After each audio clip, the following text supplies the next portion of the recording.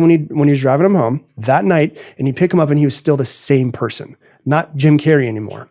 And so what happened was he ended up like, and it gets kind of crazy, where he ends up doing therapy sessions with Andy Kaufman's real daughter and his family to like help them overcome his sudden death. And so what happens is they stopped recording 4 months later, and he's like, I don't know who I am.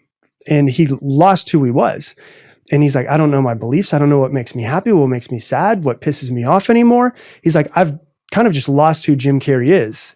And that's kind of like his spiritual awakening that you've seen him go through over the past 20 years.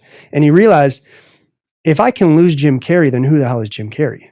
And he realized that Jim Carrey is just basically a character that he's playing all the time that is completely somebody else. And he could just wake up another morning and act like he's somebody else. And so I think that two of the things that really keep us from focusing on stuff is we get really afraid and fearful of making change or judgment or failure and all that. And the other thing is like who we actually truly think we are will hold us back from taking either the action that we need to, or, you know, staying in the exact same position that we're in. I love that. I want to go down both of those routes because I find them both fascinating for different reasons. And I want to go down that more spiritual, ethereal journey as well. Because but before we do that, I want to make sure that, so if we talk about the fears that people are experiencing, as you said, a lot of the time it's an intellectual fear. It's not real, but it feels so real. Feels real, yeah. Right? Like when someone says like, oh, I'm really scared about what if I get rejected from the job, or I'm really scared that my partner's going to leave me, or I'm really scared that I don't feel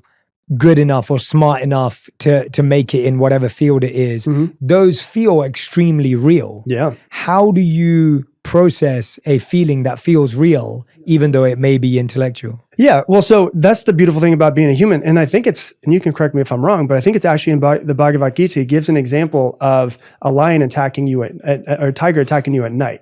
And, you know, one of the examples I give in the book is similar to that, where it's like, if you think about it, if you, we've all had this, we have a really intense dream, like you're walking in a forest, whatever it is, and you see a lion, it starts running after you, you know, you run from it, you turn, you look over your shoulder, it's getting closer, you're still running from it, you turn, you look over your shoulder, just as teeth are about to dig into you. And you wake up in the middle of the night and your body didn't move